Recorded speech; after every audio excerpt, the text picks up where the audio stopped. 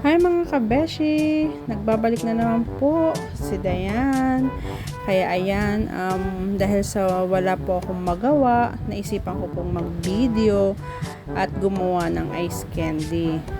Kasi naman yung anak ko nahingi araw-araw ng 5 peso para lang makabili ng ice candy sa tindahan. So, tinanong ko siya, ano bang flavor na gusto mo? Sabi niya, chocolate daw. So, ayun na nga.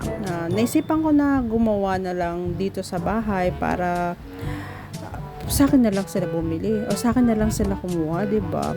Kikita pa ako, tsaka baka malay mo dito pa ako yumaman.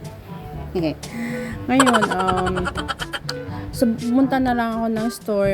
Nag-isip ako kung anong gagamitin ko para sa ice candy, kung yung Canva chocolate na flavor or powder na lang. Kasi nag-research din ako kasi kung ano yung mas makakatipid at the same time mas marami akong magagawa. So naisip ko gumamit na lang ng Enjoy, yung powder ngayon na medyo ginagamit nila sa mga tindahan, sa mga gumagawa ng mga ice candy or juice. So yun na lang ang binili ko para mas siguradong madami ko at saka madami akong magagawa. Ayun na nga. Nilagyan ko na rin siya ng cassava flour, i-buff, condense, and brown sugar para masigurado ko na kung ano yung nakakain nila na nabibili nila sa tindahan is makuha ko rin yung lasa nun. Kaya eto na, nung tinikman ko naman siya, ang sarap niya. So, ibig sabihin, kuhang-kuha ko na kung ano yung lasa na nabibili sa tindahan. So, at saka pinatikim ko rin sa anak ko. Ayun, nagustuhan naman niya. So, wait na lang para tumigas. Kaya doon sinisipag nung araw na yon. May sobra pa naman doon sa mga binili ko. At saka naisipan ko, gumawa naman ng saging, ice candy, banana ice candy. Baka kasi mag-click para sa kanila. Pero, sad to say, hindi masyado nag-click sa kanila. And then, nag-request din yung isang pamangkin ko. Gusto daw niya ng cookies and cream. So, sabi ko, tamang-tama may stock naman yung anak ko ng cream o. Ayun.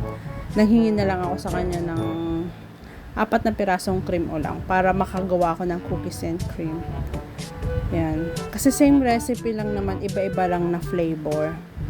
Ayun, kaya gumawa na rin ako ng cookies and cream para make sure na nandiyan lahat yung gusto nila. Ayun na nga. So, dahil sa nagpaka-busy ako, gustong-gusto kong gumawa ng araw na yun ng kung ano-anong flavor ng ice candy.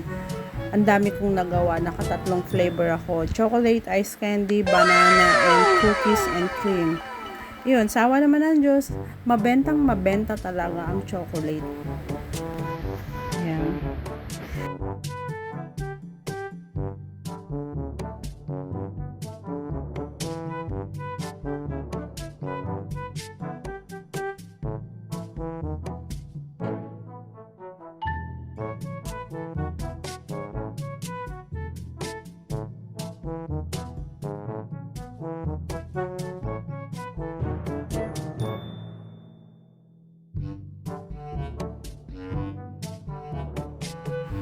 So, ayun lang guys. Salamat. Thank you for watching.